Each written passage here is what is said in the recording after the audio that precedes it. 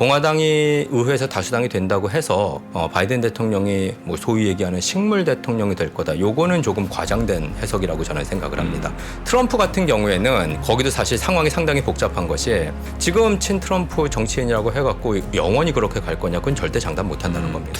결국 중요한 게 이제 우리나라에는 어떤 영향을 미칠 거냐인데 예, 대통령을 포함해서 대부분의 정치인들의 우선순위는 미국 국내 정치입니다. 그렇겠죠. 그리고 이제 외교 정책이 그러면 상대적으로 밀리는데 지금 현재 상황에서 외교 정책에서 제일 중요한 거는 우크라이나 러시아인 거고 그 다음이 아마 흉흉한 얘기가 돌고 있는 이란 사우디일 거고 그 다음이 중국일 거고 이러다 보면은 북한 한국은 4위 5위 뭐 이 정도 될 거라는 거거든요. 그러니까 우리가 이렇게 우선순위에서 밀리는데 지금 봐달라, 이거 중요한 문제다, 앞으로 더 중요할 수도 있다. 저쪽이 어떻건 상황이 미국에서 지금 선거가 나서 변화를 우리에게 줄 걸 기대하는 게 아니라 우리가 직접 가서 변화를 만들어야 될 필요가 있다고 저는 생각을 해요.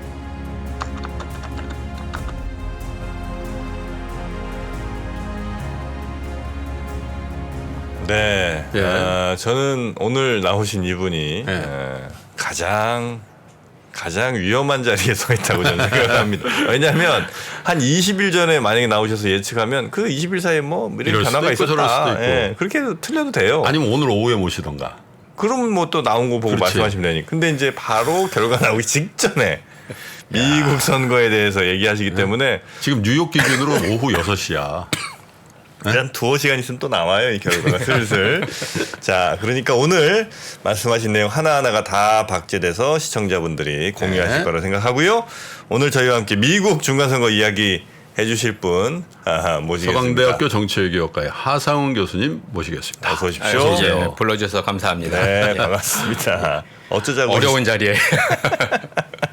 자, 일단 지금 뭐 지금까지 나온 뉴스들을 보면 공화당이 약간 우세해서 하원은 공화당, 그다음에 상원은 뭐 박빙이나 네. 그래도 약간 공화당 쪽 아닐까 정도가 지금 일반적인 예측인 것 같은데. 그래서 네. 거두절미하고 우리 하상훈 교수님이 보는 미국 이게 네. 너무 가혹하지만 가혹해요. 미국 중간선거 결과 어떻게 됩니까? 뭐 예전에 2016년 대통령 선거 때 저도 다른 많은 전문가와 마찬가지로 네. 도널드 트럼프는 절대 대통령이 될 수 없고 힐러리 클린턴이 될 것이다라고 이야기를 했을 그 과거가 있기 때문에 네. 근데 뭐 지금 뭐 한 번 더 틀린다고 해서 이미 과거에 크게 틀린 적이 있어서 뭐 저는 그렇게 뭐 심정적으로 큰 타격을 받을 것 같지는 않습니다. 난 이미 틀린 사람이다. 네. 예, 근데 뭐 선거 예측이라는 게 항상 어렵고 뭐 네. 이제 크건 작건 조금씩 이변은 있는 건 사실인데 네. 근데 정프로님께서 말씀하신 대로 지금 예상은 뭐 이거 연방 상원 선거 같은 경우에는 박빙이고 예, 이제 연방 하원 선거 같은 경우에는 뭐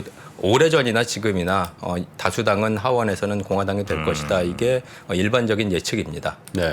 그럼 하원은 공화당, 그다음에 상원은 아직 모른다. 예. 근데 지금 네. 8월 정도 여름까지만 해도 연방 상원에서 다수당이 민주당이 될 수 있을 거다라는 얘기가 있긴 했는데 네. 근데 이제 10월 정도의 여론조사 결과를 보면은 공화당이 많이 따라와서 네. 그래서 지금은 공화당이 상원에서도 다수당이 될 가능성은 배제를 못하겠다 이런 그러니까 식의 이제 의견이 공화당이 있습니다. 지금 이제 35개 하잖아요. 상원은. 네. 그러니까 이제 하원은 전체 다 뽑고 예. 상원은 3분의 1인 34개인데 그 중에 하나가 하나는 보궐이나요? 예, 그렇습니다. 네, 예. 그래서 이제 35개 뽑는데 그럼 그 중에 몇 개가 공화, 몇 개가 민주기 때문에 공화가 우세가 될 수도 있다고 보시는 거예요. 그러니까 그걸 뭐 일일이 따질 수는 있는데 제가 지금 자료는 앞에 없으니까 네. 그러니까 중요하게 봐야 되는 주 위주로 보면은 지금 이제 조지아, 펜실베니아, 애리조나, 네바다 이렇게 네. 네 주 그리고 거기에 더해서 뭐 오하이오, 위스콘신에서 한 6주 정도를 지금 눈여겨 보셔야 되는데 그리고 이제 펜실베니아 같은 경우는 현직 상원 의원이 공화당이었는데 은퇴를 하셨어요. 그러니까 거기 이제 오픈 시트죠. 네. 그럼 거기서 이제 만약 민주당이 이기면 그럼 한 석을 더 얻는 거죠.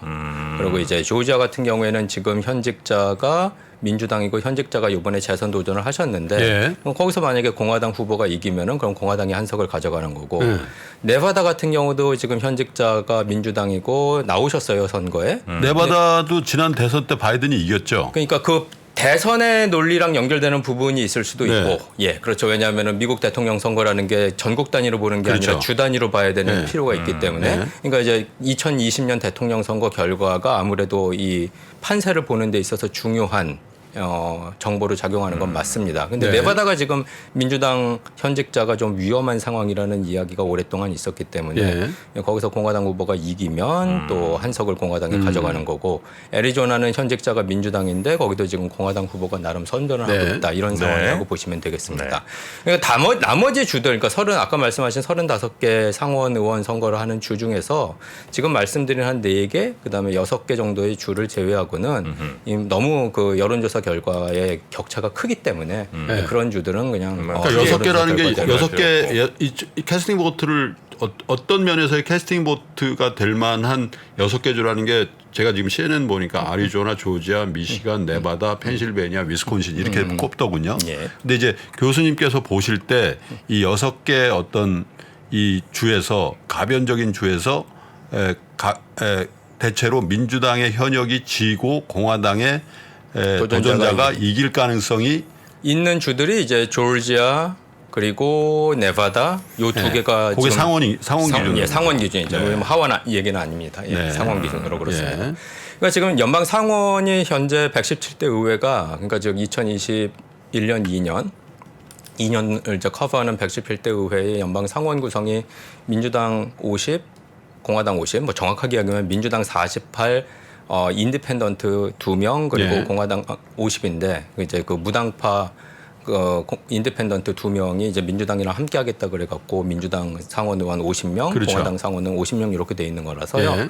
그래서 이제 요게 그 한 석이라도 어느 쪽으로 가면 이제 균형이 확실하게 깨지는 상황이라서 지금 말씀드린 그 4개의 주 혹은 6개의 주에서 어떤 결과가 나오느냐가 상당히 중요하고 그리고 정프로님 말씀과는 좀 상반되게 뭐 오늘 지나도 아마 결과가 확정이 되진 않을 거예요. 아 결과 나오는 데까지 우리나라랑 시간이 좀 다릅니다. 걸릴 수 있다? 미국은. 이미 2020년 대통령 선거 때 보셨겠지만 우편 투표 함을 여는 게 우리보다는 훨씬 늦고 그리고 이제 선거제도가 주마다 다르기 때문에 좀 자세히 살펴봐야 되는데 예를 들어서 조지아 같은 경우는 거긴 결선 투표 제도가 있어서요. 그러니까 선거를 했는데 1등한 후보가 50% 이상의 득표율이 안 되면 그럼 한 번 더 선거를 하는 거죠. 3등서부터 다 잘라내고 1등, 2등만. 그건 대선 때도 마찬가지였죠. 대선 때 대선을 대상으로 한 건 아니고 대선 때 했던 조지아 맞아요. 상원의원 선거에서 그렇군요. 적용을 한 거죠. 그래서 계속 끌었잖아요. 예, 그렇죠. 그게 조지아군요. 그게 조지아가 1월에 끝났죠. 그러니까 원래 2020년 11월에 선거가 있었는데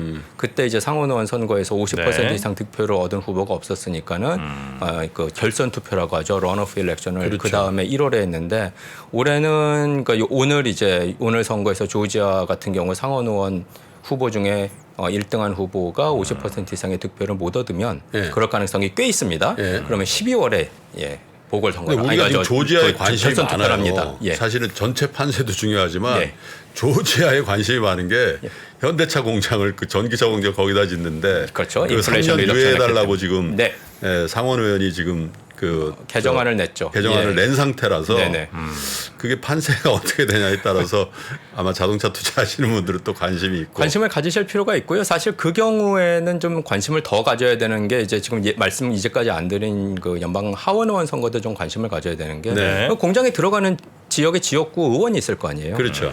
그게 제가 찾아본 바로는 그 퍼스트 디스트릭트 그러니까 연방 하원 조지아 연방 하원 1번 지역구인데 그분도 이제 재선에 도전을 하는데 뭐 큰 문제 없이 당선은 될 것 같습니다. 재선에 성공하실 것 같으니 이제 그런 분들이 이제 선거 끝나고 나서 지난 2년 바이든 2년 동안 의회에서 통과시켰던 법들에 대해서 어떤 의견을 갖고 있는지 이거에 대해서는 좀 한국의 기업 그다음에 한국 정부가 좀 눈여겨 보셔야 될 필요는 있겠죠. 아니 근데 그거는 조지아나 뭐 알라바마나 하여튼 그 몇몇 의원들이 이야기는 하지만 나머지 공화당 전체 혹은 뭐 민주당 전체에서는 별로 그렇게 썩 탐탁해하지 않는 정도 아닙니까? 그게 사실 그 인플레이션 리덕션 액트 한 250여 페이지 되는 걸 좀 잘 보셔야 될 필요가 있는 게 우리는 이제 우리 이익에 직결되는 부분이 그 항목이 있기 때문에 이제 그 내용들이 상당히 많이 이제 보도가 된 거죠. 그래서 뭐 다 아시는 대로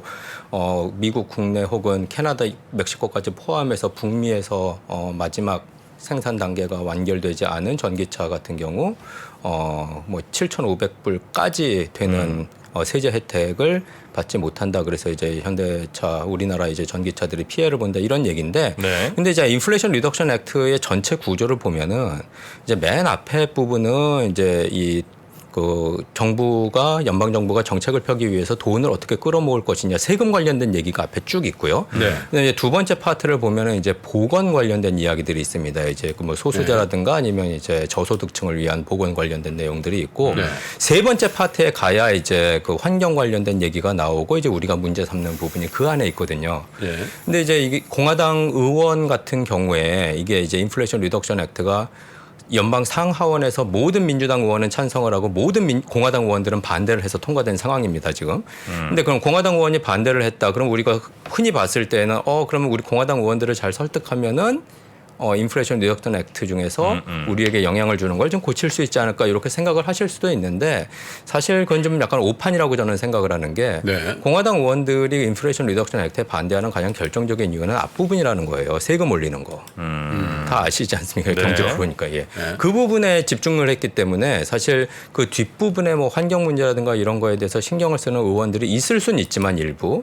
근데 이제 전체 당 차원에서 봤을 때는 공화당 의원들 중에서 우리에게 직접적으로 영향을 주는 그 구절을 미리 알고 있었을 사람들도 없고 그걸 이제 이야기를 들었을 때 그거를 적극적으로 고치겠다라고 하는 그런 것도 사실은 조금 지금으로 봐서는 무리가 아닐까. 예, 그래서 우리가 그냥 너무 소풍 기대하는 것 같다. 아니 뭐 노력은 할 필요는 있죠. 예, 그러니까 이야기는 할 필요는 있다고 생각을 합니다. 왜냐하면 뭐 그 모든 435명이 되는 하원 의원들이랑 100명이 되는 상원 의원들이 뭐 1년에 통과시키는 법들 그리고 심의하는 법들이 한두 개가 아닐 테니까 네. 분명히 놓치고 가는 부분은 있을 우리가 사실 거예요. 그걸 봤잖아요. 조 맨친 웨스트 버지니아의 그 조 맨친 한 명이 네. 그 민주당이지 않습니까? 그렇습니다. 나 그거 안 하려고 그랬더니 지금 바이든서부터 해가지고 다 가서 싹싹 빌고 어떻게 좀 해달라. 그게 있기 때문에 예. 물론 이제 표가 황금 문화를 돼가지고 거의 50대 50 수준이었기 예. 때문에 더 위력적이지만 이번 판세에서도 갑자기 뭐 저게 60대 40이 되고 그러진 않을 거 아니겠어요. 그 정도는 아닙니다. 그렇죠. 그러면 뭐 예. 예를 들면 그 상원 의원 한 명이 나 이거 안 해주면 나 안 할래 이렇게 할 수도 있는 거 아니에요? 충분히 가능합니다. 예. 그 정도로 우리 기업들을 아니죠. 우리 기업을 위해서가 아니라 거기에 그렇죠. 다른 내용이 훨씬 중요하다라는 거죠. 핵심은. 예, 그러니까 그 법안의 다른 내용들이 그들에게는 훨씬 더 중요하기 때문에 우리에게 중요한 내용을 안 읽었거나 예. 관심을 안 가졌거나 덜 가졌거나 이럴 수 있으니 그런 부분을 사실은 계속 적극적으로 이야기할 필요는 있다라는 거죠. 자, 그리고 전체 판세를 좀 전체 선거 얘기를 좀 해보면 네. 통상은 어떻습니까? 이게 사실 중간 선거이기 때문에 예. 대통령 선거 이후에 2년 있다가 그렇습니다. 이 주지사를 포함한 상하원 그 연방 의원을 뽑는 거잖아요. 그러면 이게 중간 어떻게 보면 뭐 이 정권에 대한 심판 중간평가죠. 중간 그렇죠. 평가잖아요. 중간 평가라면 잘했습니다 하는 경우보다는 잘 못했네 하는 경우가 더 많지 않아요? 훨씬 많습니다. 예, 가장 야당이 최근- 이긴다는 거죠 대부분. 그렇죠. 예. 그러니까 대통령이 소속된 정당이 중간 선거에서는 예. 항상 열세입니다. 예. 그러니까 아닌 적이 가장 최근에 이제 2002년, 예. 그러니까 이제 2001년 9.11 나고, 예. 그리고 2002년 그 다음에 이제 그 9.11 이후 공화당이 이제 공화당 이겼군요. 부시 대통령 중심으로 해서 이제 아프가니스탄에 보복을 하고 뭐 예. 반테러리즘 하고 뭐 이런 애국주의가- 분위기에서는 예. 이제 공화당이 이겼어요. 예. 예. 근데 뭐 그런 몇몇 예외를 제외하고는 일반적으로는 대부분 대통령 야당이. 소속 정당이 집니다. 예. 상원과 하원의 차이도 있습니까? 중간 선거의 경향성으로. 경향성으로는 큰 차이는 없습니다. 다 집니다. 다 그러니까 진다라는 게 뭐 완전히 진다라 뭐 다수당에서 소수당으로 떨어진다 이런 의미일 수도 있지만 예. 의석을 잃는다는 의미에서 아하. 진다는 얘기죠. 그러니까 예. 결국 대통령 소속 정당 입장에서는 의석을 잃는 거는 뭐 경험적인 현상이니까 이게 예. 법칙이니까 네. 얼마나 그 잃어버리는 의석의 수를 줄일 것이냐 여기에 네. 이제 초점을 맞출 필요가 있는 거죠. 예. 보통 이제 우리는 선거하면 뭐 민주당 뭐 지지하시는 분들은 이제 대체로 뭐 저 구청장 뭐 국회의원 그냥 다 이렇게 이제 쭉 가시는 경향이 있잖아요. 예. 미국도 대체로 그래요? 아니면 상하원 뭐 따로 이렇게 뽑는 경우가 꽤 많거나 뭐 혹시 그렇습니까? 예전에는 그런 경우가 있었죠. 그러니까 미국 대통령, 이거 미국의 이제 중간 선거건 뭐 대통령 선거건, 그러니까 선거를 하게 되면은 미국 대통령 선거 날도 사실 대통령 선거도 하지만은 뭐 일부주에서는 상원의원 선거도 하고 하원의원 선거도, 하원의원 선거는 반드시 하고 네, 임기가 네. 2년이니까 그러니까 주지사 선거 뭐 그 다음에 교육감 선거 이런 것들 많이 하는데 이게 이제 그 미국에서 주 단위에서 선거를 관리하기 때문에 이제 우리처럼 뭐 그 정부에서 중앙 정부에서 뭐 그 관리를 하는 게 아니거든요. 그러니까 우리는 이제 지방선거 같을 때 보면 많이 투표하잖아요. 네. 그러니까 투표용지가 많죠. 그런데 이제 미국 같은 경우에는 그런 경우도 있지만 그게 아니라 엄청나게 큰 투표용지에 모든 선거를 다 담아놓는 경우들도 있습니다. 아, 한 장에. 그렇죠. 그러면 네. 이제 찍다가 지금 말씀하신 대로 대통령은 내가 공화당을 찍는데 상원 의원은 민주당을 찍겠다. 이런 경우도 없지는 않은데 예전보다는 조금 그런 경향성이 줄어들었다는 이야기고 네. 그리고 이제 더 큰 문제는 찍다가 중간에 버리고 그냥 내는 거죠. 밑에부터 모르겠다. 예, 그러니까 그 이제 대통령 선거, 상원의원 선거까지는 투표했는데 뭐 주지사 선거서부터는 투표 안 한 게 되는 예, 이제 이런 경우들도 있고, 근데 이거는 다 주마다 달라서 네, 네, 예, 이제 네, 주 네. 단위로 이제 자세히 살펴봐야 될 필요는 이번 있습니다. 중간 선거가 예년의 중간 선거보다 좀 다르게 봐야 될 점이 뭘까요? 우선은 지금 다 아시는 대로 미국의 양극화 상황이 매우 심각한 상황이라 네. 그래서 2020년 대통령 선거에서도 우리가 봤듯이 투표율이 많이 올랐거든요. 예. 그러니까 뭐 당연한 얘기지만 대통령 선거에 비해서 중간 선거는 투표율이 낮습니다. 낮을 수밖에 없습니다. 관심이 그 정도로 크지 않으니까. 예. 근데 이번 우선 그 중간 선거 같은 경우에는 다른 중간 선거에 비교해 봤을 때 투표율이 우선 꽤 높을 거다라는 예상을 해볼 수가 있고, 특히 이제 아까 말씀드린 연방 상원에서 접전을 벌이고 있는 지역에서의 투표율은 좀 높게 나올 것이고, 그 올라간 투표율이 누구한테 도움이 될 거냐, 요거는 한번 사후에 검토를 해볼 만한 내용이 될 거라고 생각을 합니다. 지금 민주공화의 각각 제일 이슈가 그 낙태, 그다음에 경제, 또 뭐 있습니까? 범죄, 크라임. 범죄? 그러니까 범죄율이 요즘 많이 높아지는 도시들이 있거든요, 미국에. 네. 그러니까 그 범죄율을 어떻게 할 거냐. 그리고 그 결정적으로 이민 문제가 있죠. 이민. 그런 것들은 불거져 나오면 공화당 유리입니까? 사실은 이제 이민 문제라든가 범죄 문제 같은 경우에는 공화당이 계속 이야기를 하고 싶어 하는 거고, 낙태 예. 문제는 민주당이 이야기하고 싶어 하는 거고. 총기는요? 총기는 지금은 뭐 이제 또 금방 잊어버리거든요, 미국 사람들이. 하도 많이 벌어지니까. 근데 최근 뭐 큰 건 없었기 때문에, 그리고 8월 달에 총기 규제 관련돼서 법안을 하나를 통과시킨 게 총기 있기 때문에. 규제는 민주당의 스탠스고 그렇죠. 그러지 말라는 게 공화당의 스탠스. 그렇죠. 일반적으로는 그렇습니다. 예. 예. 근데 지역마다 다르죠. 왜냐하면 아까 말씀드린 대로 이민 문제는 뭐 일반적으로 중요한 문제인데 펜실베니아보다는 아리조나에서 훨씬 중요한 문제겠죠. 왜냐하면 바로 멕시코 국경이랑 맞대어 있기 때문에. 네. 그러니까 그런 좀 지역 차이도 좀 있을 거라고 생각을 합니다. 네. 자, 그런데 통상적으로 이거 지면은 바로 바이든 레임덕이다. 그래서 남아 있는 2년 동안 그냥 거의 바이든은 식물 될 것이다. 뭐 이렇게 얘기하는 분들도 있고, 또 더 나가면 야, 이번에 공화당이면 바로 트럼프 치세일 걸. 트럼프한테 다 줄 서가지고 예. 뭐 그런 얘기를 또 예. 흥미롭게 하시더라고요. 예. 정통 정치학자 입장에서 어떻게 보세요? 뭐 그 경제보다 정치가 더 예측하기가 어려울 것 같은데요. 그러니까 지금 말씀하신 대로 네. 지금 예상이 맞다면은 연방 상하원 전부 다수당이 공화당이 될 가능성이 높습니다. 네. 그럼 이제 당연히 이제 생각하는 게 바이든은 민주당이고 의회의 다수당이 공화당이면은 레임덕 아니냐. 네. 이제 이런 상황, 이런 얘기를 하실 수가 있을 텐데, 근데 그게 생각보다 간단한 문제는 아닌 게요.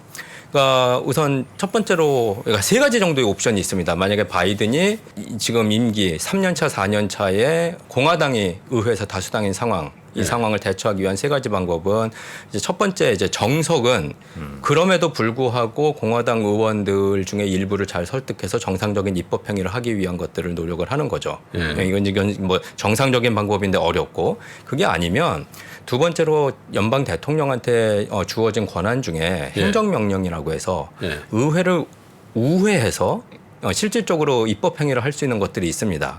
근데 이게 너무 강하게 나가면은 반발이 더욱 세고, 그러니까 좀 대통령 혼자서 의회의 동의 없이 진행할 수 있는 몇 가지 법안들을 생각을 해놓고 행정명령으로 2년을 보낼 가능성이 있다. 이게 이제 두 번째고, 그다음에 세 번째로는 연방의회의 다수당인 공화당이 전혀 협조를 안 해줄 것 같다. 아무것도 협조를 안 해줄 것 같다라는 확신이 있으면은 그러면 아마도 그때서부터는 바이든 대통령이 지난 2년 동안 상대적으로 관심을 덜 가졌던 외교 문제에 집중할 가능성도 있습니다. 예, 그렇기 때문에 이 세 가지 시나리오 중에 어디로 갈지는 모르겠으나 네. 공화당이 의회에서 다수당이 된다고 해서 바이든 대통령이 뭐 소위 얘기하는 식물 대통령이 될 거다. 요거는 조금 과장된 해석이라고 저는 생각을 합니다. 충분히 나갈 수 있는 방법이 있습니다. 트럼프는요? 트럼프 같은 경우에는 거기도 사실 상황이 상당히 복잡한 것이, 지금 여론조사라든가 아니면 신문 보도라든가 이런 걸 보면은 공화당이 이번에 의회 다수당이 되면은 트럼프가 이제 본격적으로 다시 정치 활동을 할 거다. 그리고 트럼프 본인도 올 15일에 중대 발표를 할 거다. 그 아마도 이제 2024년 대통령 선거에 다시 나오겠다는 이야기겠죠. 네, 그런 이야기들이 돌고는 있는데 이것도 역시 간단한 문제가 아닌 게 2024년 대통령 선거에 출마하기 위해서 트럼프가 해야 되는 일은 경선을 거쳐야 된다는 거죠. 네. 근데 사실 공화당 내에 트럼프 반대 세력이 없는 건 아니거든요. 그리고 이제 대표적으로 이제 그 딕 체니의 딸이었던 리즈 체니 이번에 트럼프가 다른 후보를 지지해서 이제 본인의 와이오밍 하원 의원 자리를 예비 선거에서 떨어지게 된 그 리즈 체니 같은 경우에는 2021년 1월 6일 사건을 조사하는 연방 하원 커미티에도 들어간 사람이고 무슨 사건? 2021년 1월 6일 의사당 폭동 의사당 사건이요. 진입. 진입 사건에 이제 배후에 트럼프가 있었냐, 트럼프가 뭘 했냐 이런 걸 조사하는 그 거에 딕 체니의 딸이 그거를 조사한다고요? 그 조사위원회에 들어갔죠. 그러니까 그 다른 공화당 하원 의원들은 안 들어갔는데 한 몇 명 들어갔습니다. 이 몇 명 들어간 사람들이 다 이제 트럼프에 의해 가지고 이제 배척당하고 트럼프 지지자들이 몰아내고 이래서 선거에서 이번에 뭐 성공을 못했는데, 근데 이제 그런 반발 세력들이 있기 때문에 트럼프가 나온다고 선언을 하고 난 대통령 할 거야 다시. 그리고 이제 2024년의 경선에 과연 2016년과 같은 상황을 반복할 수 있을 것이냐. 그거는 뭐 지금 상황으로는 될 것 같은데 그래도 역시 우리가 지금 예상할 수 없는 여러 가지 변수들이 있기 때문에 뭐 예를 들자면은 지금 연방의 법무부에서 조사하고 있는 것들이 있잖아요. 그러니까 지금 카드를 들고서 이거 만지작거리면서 트럼프를 기소를 해야 되냐 말아야 되냐 고민하는 것 같은데 이게 만약에 뭐 기소를 간다든가 기소를 가서 뭔가 이제 거기에 대한 반발이 있다든가 그러면서 어떤 사고가 난다든가 뭐 이런 일들이 발생을 한다면 사실 트럼프가 2024년에 대통령 후보로 나오는 것이 지금 생각하는 것보다는 순탄하지 않을 수 있다는 생각도 해볼 수 있습니다. 예. 그 이번에 트럼프가 적극적으로 지원 유세도 다니고 또 지원 유세를 요청하고 있는 지역구의 후보들 특히 이제 상하원의 도전자들 공화당 입장의 도전자들이 면면을 보니까 다 거의 친트럼프 인사들이 많더라고요. 맞습니다. 그때 내각에 있었거나 아니면 백악관 팀에 있었거나 보좌관이었고 뭐 이런 사람들이 굉장히 많이 들어가 있기 때문에 만약에 이제 판세가 역전이 되면 추가되는 그 공화당의 상하원의 의석이 거의 대부분 친트럼프 인사로 채워질 가능성이 많잖아요. 지금 추가되는. 현재로는 그렇죠. 근데 그들이 언제 변심할지 모르는 거죠. 정치인이라는 게. 예, 생각해 보십시오. 지금 그 공화당에서 유력한 대통령 후보라고 알려지는 론 드산티스 플로리다 주지사 같은 경우도 불과 몇 개월 전만 해도 친트럼프 인사로 분류가 됐거든요. 지금 둘이 싸우고 있습니다. 그러니까 뭐 트럼프 입장에서는 그런 것 같아요. 2인자가 있으면 아무래도 뭐 2인자는 밟는. 예. 그러니까 사실 지금 우선 첫 번째로 트럼프 대통령이 공식 지지 선언을 했던 후보들이 많은데 그게 정말로 트럼프 지지가 없었으면 안 될 후보들이 트럼프 지지를 받아갖고 되는 거냐 모른다는 거죠. 그러니까 즉 트럼프가 영리하게 될 만한 후보만 지지했을 가능성도 배제는 못한다는 거예요. 그러니까 그 인과관계를 좀 살펴봐야 될 필요가 있는 거고 두 번째로는 지금 친트럼프 정치인이라고 해갖고 영원히 그렇게 갈 거냐 그건 절대 장담 못한다는 겁니다. 트럼프의 지지도에 따라서 출렁일 수 있고 그럴 수도 있고 본인의 그런 정치적인 야심에 의해서 바뀔 수도 있겠죠. 충분히. 그 지금 이제 여론조사가 이제 많이 이제 발표됐는데 그 얘기 들어보니까 과거에는 이제 보수 지지하시는 분들이, 그러니까 공화당 지지하시는 분들이 표현을 좀 잘 안 하거나 뭐 샤이 뭐 이쪽이 좀 많아갖고 실제 조사 결과보다 가중치를 더 줘서 발표를 한다고 하더라고요. 2020년 대통령 선거에 그랬습니다. 네. 근데 이제 지금 같은 경우는 오히려 그 샤이 공화당이 좀 적어진 상태라 그렇게 보정을 하거나 해서 발표를 하면 오히려 과하게 해석될 수가 있다. 공화당에 대한 지지가. 근데 같은 방법을 쓰지는 않을 겁니다. 2020년에 지금의 방법이랑. 그러니까 이제 그 몇 가지 지금 사항이 이게 이제 샤이 트럼프 보터라는 이야기가 2016년에 나온 건데요. 그러니까 2016년에 선거 결과 예상했던 여론조사 결과보다는 표가 많이 나왔다는 거예요. 트럼프 쪽으로. 그래서 이게 원인이 뭔가 추적을 해보니 2016년 당시만 해도 나는 트럼프를 지지하는 거를 공개적으로 이야기할 수 있는 사회 분위기가 아니었다는 거죠. 그러니까 이제 여론조사 회사에서 전화가 온다든가 여론조사 이제 조사원이 찾아온다든가 이랬을 때 마음속으로는 트럼프를 찍을 거야라고 생각을 함에도 불구하고 그 얘기를 안 했던 게 2016년인데 근데 이제 지금은 그런 상황이 아닌 거죠. 뭐 트럼프 찍는다라는 얘기를 안 할 분위기는 아니라는 거죠. 지금 뭐 트럼프를 찍어도 사실 그러니까 뉴 노말이 됐으니까 네. 그때야 이제 트럼프가 노말에 해당되는 상황이 아니었고 지금은 정치 구도가 뭐 양극화된 상황에서 어차피 내가 트럼프를 찍는다고 얘기를 해도 아무 문제가 없는 훨씬 상황이니까요. 지지가 선명해졌다는 거죠. 그렇죠. 그래서 선명해졌기 때문에 여론조사에서 이제 난 트럼프 찍을 거야라는 얘기를 안 하는 사람은 좀 적을 거라는 거고. 그다음에 보정도 안 할 가능성이 높. 근데 보정은 이거는 해야 돼요. 그러니까 그 보정은 안 하지만 어떤 보정이 필요하냐면은 이게 이제 여론조사 회사들이 미국에서 여론조사를 하면 보통 네. 시골 지역, 진짜 사람이 별로 안 사는 지역에서는 평균적으로 트럼프 지지자가 많습니다. 공화당 지지자가 많다는 거죠. 그러니까 대도시 지역은 상대적으로 민주당 지지자가 많고요. 그러면 조사회사 입장에서 봤을 때는 대도시 조사하기가 훨씬 편하죠. 시골보다는. 네네네. 그럼 이제 대도시, 그러니까 이게 물론 이제 노력은 하는데, 근데 하다 보면은 대도시에서는 이제 조사가 잘 되고, 거기가 좀 과대표될 가능성이 그렇죠. 있군요. 시골에서는 상대적으로 안 되니까 이제 시골에서 얻은 사람이 안 사는 지역에서 얻은 그런 그 의견 같은 경우에는 조금 더 보정을 해줄 필요는 있겠죠. 네네. 예. 결국 중요한 게 이제 우리나라에는 어떤 영향을 미칠 거냐인데, 예. 그러니까 뭐가 더 좋습니까? 미국의 대통령은 바이든, 하원은 공화당 가는 게 더 우리에게 유리한가요? 아니면 여소야대가 좋냐? 아니면 내 그냥 야소가 좋냐?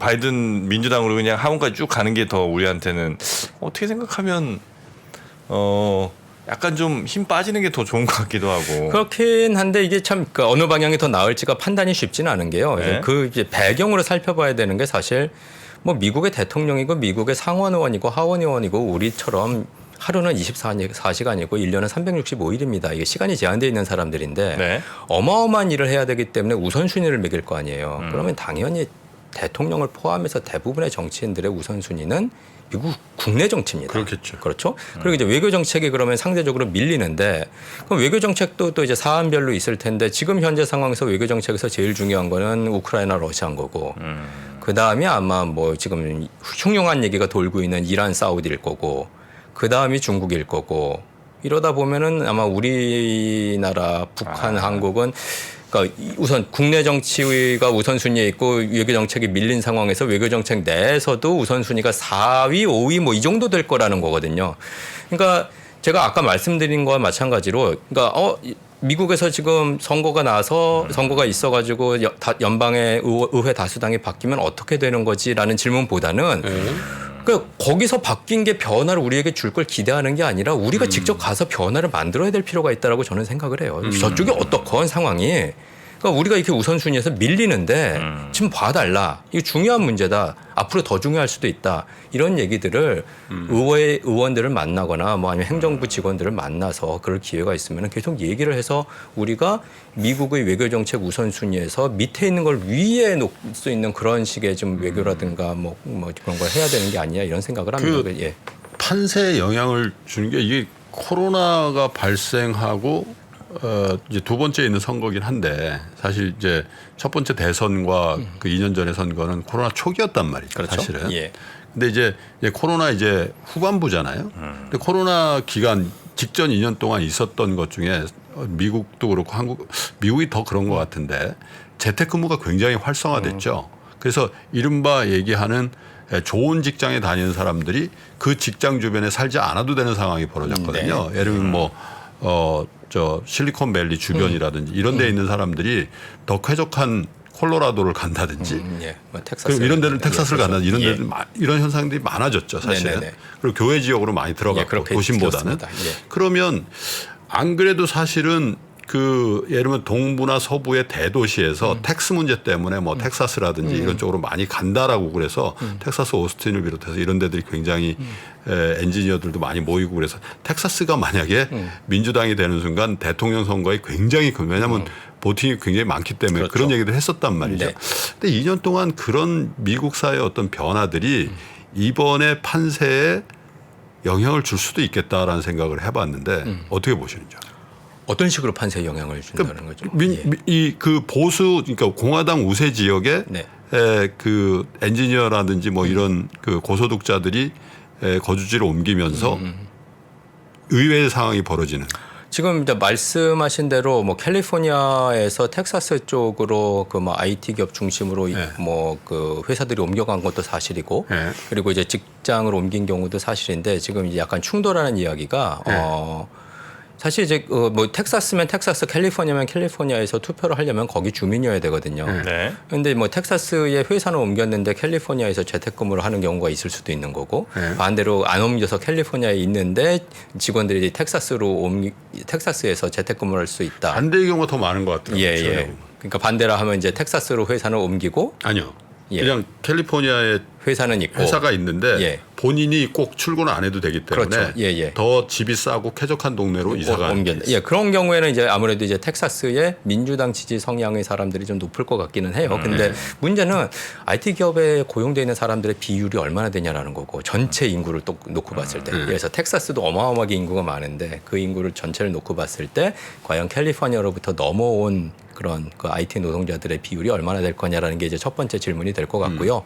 그다음에 이제 두 번째로는 그 말씀하신 어스틴이라든가 이런 특별한 텍사스 내에서도 대도시는 민주당 색깔이 어마어마하게 강합니다. 아, 그래요? 예, 근데 이제 워낙에 땅덩어리가 크기 때문에 예, 아침에 서쪽에서 운전하기 시작해서 해가 져도 끝까지 못 가는 그런 주기 때문에 텍사스라는 주가 그러니까 사실 그 대도시 몇 개를 제외하고 이제 나머지 지역을 통틀어 봤을 때는 아직까지는 공화당이 우세한 게 사실인데 말씀하신 건 맞는 게 지금 공화당에서 제일 걱정하는 것 중에 하나가 바로 그런 거죠.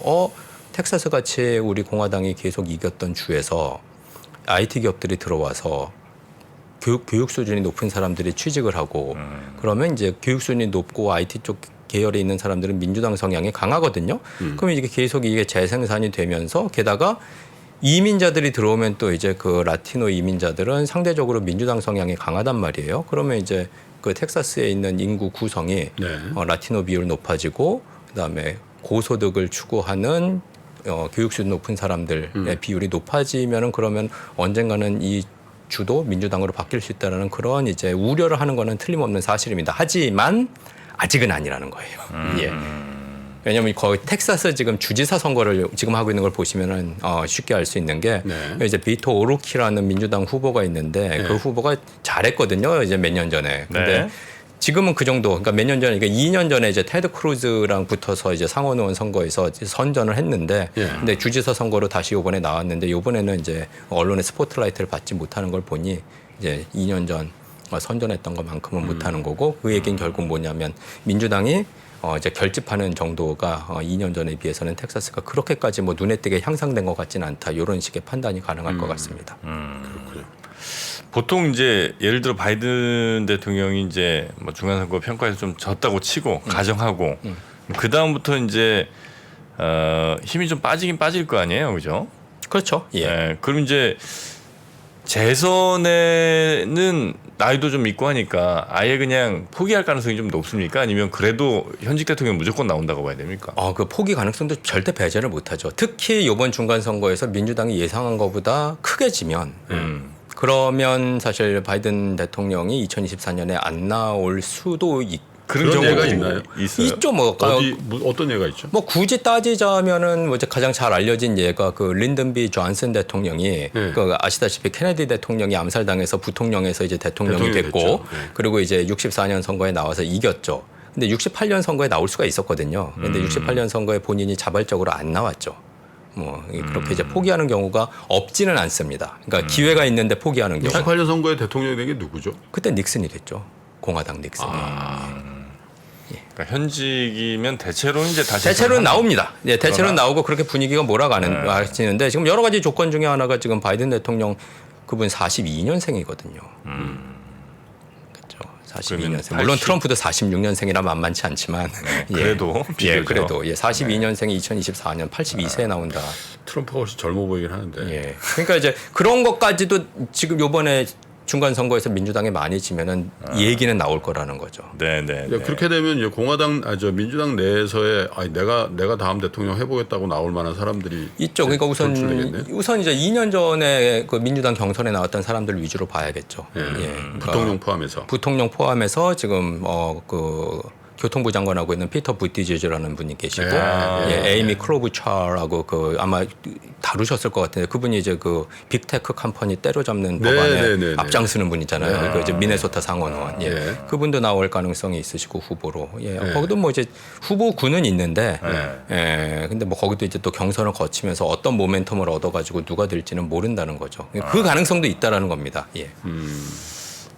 중간 선거가 결과가 어떻게 끝나든 간에 미국은 이제 슬슬 대선 정국으로 가는 거죠. 그렇죠. 그리고 아마 저 미리 말씀드리지만 중간선거 결과가 그렇게 빨리 안 나올 겁니다. 왜냐하면 우편 투표 열어야 되는 것도 있고요. 아까 말씀드린 대로 결선 투표로 가야 되는 주들도 있고 그래서 네. 그런데 이제 문제는 연방 상원 같은 경우에는 한 석이 어디로 가느냐가 중요한 상황이기 때문에 네. 예, 그 마지막 최종 결론이 나올 때까지는 예상보다는 조금 더 많은 시간이 들 것 같다. 이렇게 그 한 생각을 해봅니다. 6개 주 정도 그 거기를 이제 집중적으로 보는 게 뭐 예, 제일 쉽겠군요. 그렇습니다. 예. 네.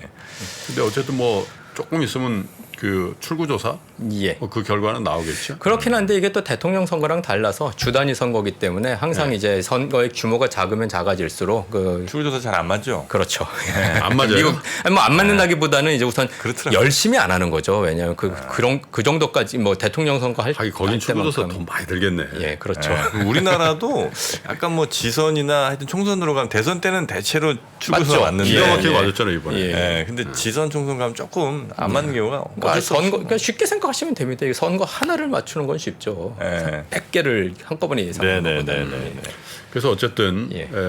오늘 뭐 관전 포인트는 여러 가지가 있겠습니다만은 아리조나, 조지아, 미시간, 네바다, 펜실베니아, 위스콘신 여기에 상원 의원이 어떻게 되는가 이런 것들이 이제 하원은 뭐 거의 이제 뭐 여론조사 상으로만 보면 예. 거의 이제 공화당 우세가 거기는 이제 다수당이 공화당이 될 얼마나 많은 의석을 더 어느 얻느냐가 정도 중요하죠. 표차 예, 그게 그렇죠. 이제 표차가 작으면 그나마 이제 바이든이 설득해야 될 대상이 예, 그렇습니다. 작아지는데 상원이 어떻게 되느냐 네, 이제 딱 50대 50이잖아요 지금. 지금 그렇습니다. 50대 50인데 어쨌든 굉장히 흥미로운 선거 결과가 이제 목전에 있는데 선거 결과 이제 판세가 드러나면 그거에 대한 해석도 하 교수님 모시고 한 번 더 해보겠습니다. 네. 네. 자 오늘 함께 해주셨고요. 미국 선거 결과 네. 잘 우리 교수님.